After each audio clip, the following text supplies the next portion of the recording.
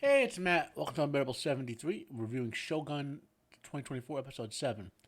So, where to start? So, I'll give you the link below. I put a link below under Episode 7, mainly talking about Seppuku, the Japanese ritual suicide of the samurai caste. So, you can, because it comes up in this episode, and it comes up, well, I won't mention the big missing Seppuku effort, which should have happened already in chronology. Hopefully, they're going to have it. Because if they don't, they're basically, well, I hate to say this. There are a couple of things. Um, as of this episode, I prefer the original over this one. Okay, I'm not saying this is bad. It's still really, really good. But now it's a 9 out of 10 because of this episode. Okay, both were 10 out of 10s to me. Now the original 10 out of 10. This is a 9 out of 10. Okay, so I'm full spoiling for stuff right now. I gotta speak English here. Nagakado, which is Toranaga's son we see in the movie, and not the one who's not dead already, right? He basically dies in this episode, and that does not happen in the book or in the original. In the book, he is he doesn't have a more significant in terms of like a bigger role, but he does more for his father. For example, his father has him convert to Christianity to spy on the Christian daimyos. He also has him befriend the Anjin-san to both learn how to learn the knowledge of the sea from him, and to learn patience. Okay, and that is, to me, killing him off for it just feels like a waste of time. If they're gonna kill him off here, they could have killed him off 4 episodes ago. So that was stupid. Now, let's see what else. So that was a big downer. Basically, at this point, they're still doing adaptation, but they have changed. They have variated quite like all the variations from the novel have accumulated by now. Blackthorn is less competent, which is fine. You don't have to make him as competent was in the original. They're not showing Toranaga as being as devious and cunning as he is in the novel. It's like they would DM. I mean, I hate saying this because in interviews they did it. Okay, the left Caucasian people are bad. The de-emphasize white. There's no white saviors in the original novel. Okay, but they've made Blackthorn is supposed to have vast knowledge of sailing. He knows how to build ships. He knows how to pilot them. He knows how to train everyone to operate them. Knows how to navigate. He knows how to fight on ships. Okay, he's an experienced fighter. Like that scene with the swords. Yes, the samurai are going to train far more for fighting with the sword than Blackthorn would this time. But Blackthorn knows how to use a cutlass. Okay, you still have to fight shipboard with swords and daggers and clubs when you do boarding. Even with guns, the guns are muskets. They shoot 2 times. Then you got to fight hand to hand. Blackthorn knows how to use a cutlass, so he would not ineptly hold the blade like they had him depicted there. That was another annoyance. Okay, you can see the political bias, in my opinion, creeping in finally as they made Blackthorn less of a prominent character. They keep taking things his character does away. Like, for example, I'm not gonna go. I'm just not gonna. This isn't about the differences. I think the biases of the political biases of the showrunners, the non-Japanese ones, are finally showing up. However, but the thing is, they're messing with Toranaga's character too. He is shown as way less cunning in this as he is in the novel or the original. Okay, they're trying to depict that he's cunning, like that. There's a plan, but in any case, so there's that. I'm still. What else? Also, they're making Mariko and Fujiko were both more kind of ruthless in the novel and the original than they are here. So that's something. Like I said, there's a lot of individual changes from the book that I'm okay with, but now we've accumulated them and they've added up to make me notch this down to be. This is a 9 out of 10. Okay, at most it could get worse. I don't think it will, but. So what? Okay, so that's my general impression. Anything specific? Like I said, I have the links below for seppuku. So for you people don't reference, seppuku refers to the ritual of self termination, whereas harakari refers to the actual cutting action. So the Japanese would refer to it as seppuku, not harakari. Okay, the cutting action would be with harakari, whereas in the West they tended to call it the same thing because they didn't see the difference. That's another interesting thing. You know, well, okay. Maybe I'll do one episode. I'll do like a follow episode comparing with comparison. I don't want to detract from a review of the episode by sounding like I'm ragging on it, and I'm not. Okay. So in this episode, we basically have we got a flashback to Toranaga with a young Victory, and dealing with a rival that plays out that event plays out through the whole episode. It's very formative for the 12-year-old Toranaga. Where the contrast, because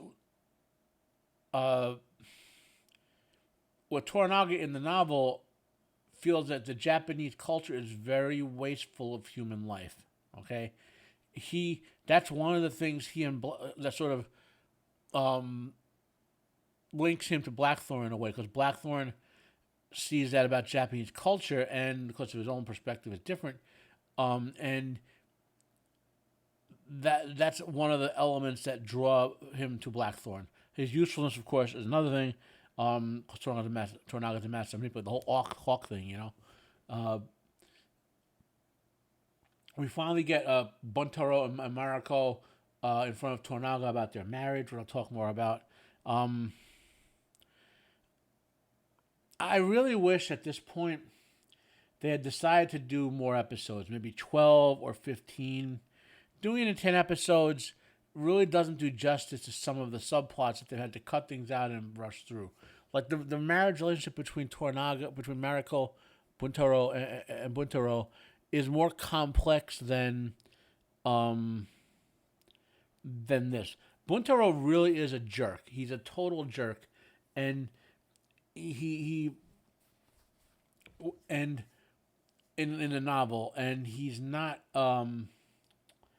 His only redeeming characteristic is he's a great warrior. Okay, Mariko is a Toranaga loyalist. It's important to understand that about her. Okay, and so anyway, okay, what else?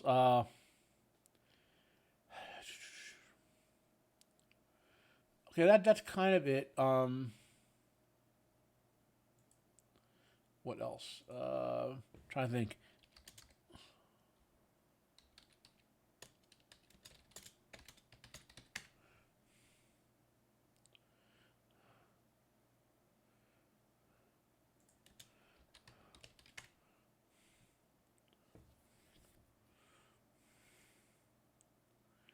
I think they've changed Toranaga's brother a bit too, but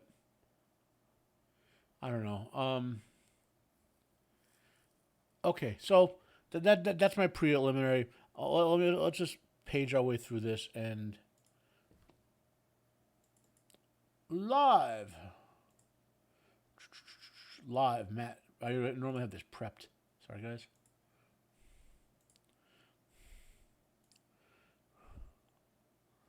So this She Has Always Been Eyes with Him is different. That's Mariko's character. She's very cold and ruthless, but they're depicting her as not that way, and it gets a little annoying after a while. This is the young Toranaga and the enemy committing seppuku and so forth. They just I'm not going to spoil it but it is very well done how they use this scene throughout the episode. But they don't point out that Toranaga feels that human life in Japanese culture is devalued, is wasted, and that's something he brings up. Also, Hiramatsu, he has a bit of more prominent role in the novel and in the original than he does here. Which, okay, fine, whatever. Here's another. That's within character.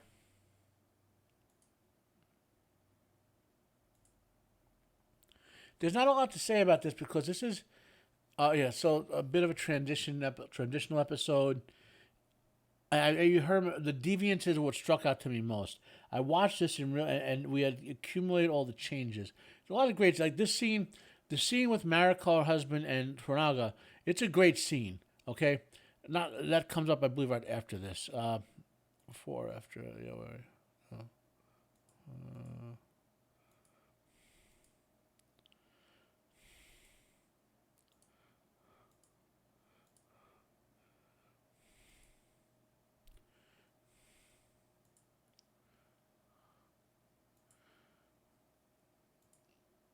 So now this is where they're trying to convey to a third party that Toranaga. Here's the thing. I originally interpreted this scene as them trying to tell the audience that Toranaga has a plan, but now in the novel, Blackthorn sort of saves them from. Okay, how do I put it? Okay, spoilers. Crimson Sky happens, right? And but it was going to happen too soon. But Blackthorn's involvement caused it to be delayed so the proper amount of time so it could succeed. I'm not sure how they're going to play that off here, okay? Because Toranaga is like he's supposed to be. I interpreted this originally as them using the madam to tell the audience Toranaga has a plan. You just don't know, haven't seen it yet, and he's only acting depressed. But I'm not sure about that anymore. Thinking about it now, I'm wondering if they're conveying they're deliberately not maybe I've been overestimating their portrayal of Toranaga, which is again why it's 9 out of 10. I'm not sure. We have to see with episode 8 and forward if Toranaga is essentially playing dumb, which is how his character would be doing, and he would be while his plans being manipulated in the background. That's the question. Okay. So now you have, and I mentioned before this the scene with the prostitute and all is, how do I put it? It's one of the things Tokugawa Ieyasu did was formalize prostitution in Japan. I mentioned this earlier in the previous episode that he made these tea houses that were like professional brothels and banned prostitution on the streets and all that sort of stuff. It was a form of that's kind of what this is getting at.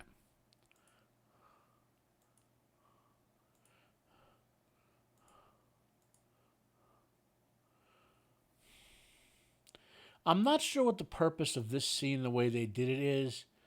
I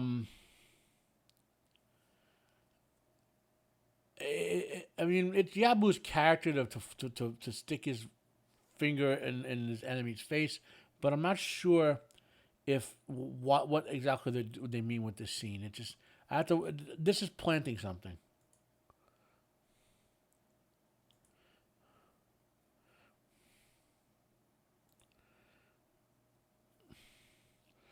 Again, this is the scene that was a little so.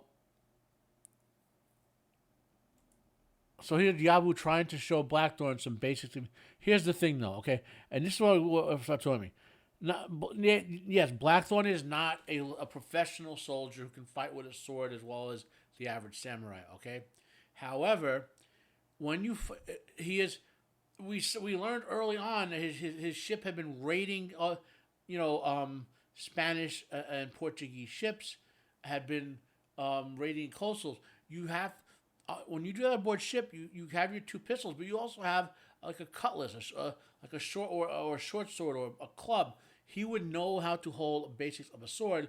He would just they did this in The Last Samurai too. Okay, and that's a character who would actually know how to fight with a sword to some extent. Okay, they're showing them as basically competent as they should be with Blackthorn here and with Tom Cruise's character. They made them totally inept at it, and they've taken parts of Blackthorn's character away that are in the book, in terms of his capabilities. He's very devious. He's which they know some of, but he's more capable of things that they're letting on here. Okay.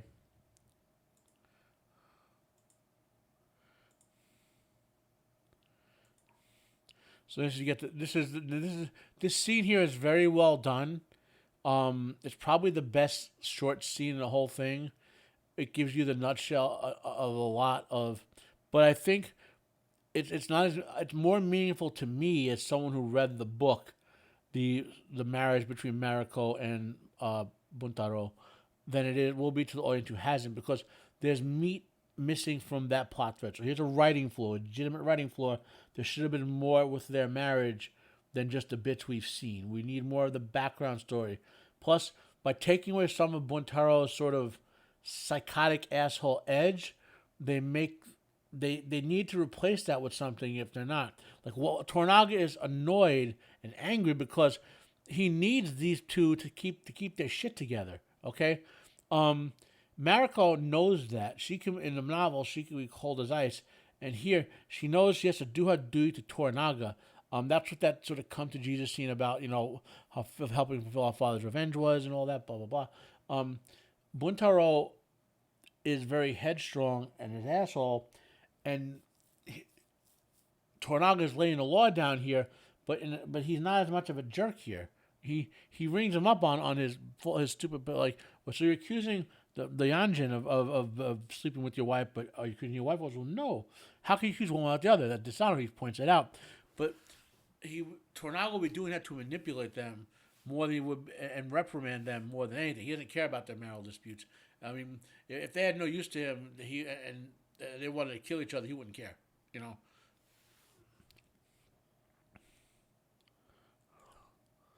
And let's see.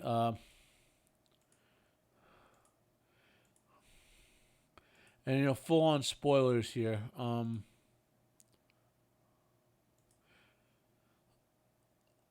So this is where let's get rid of that little naughty scene. So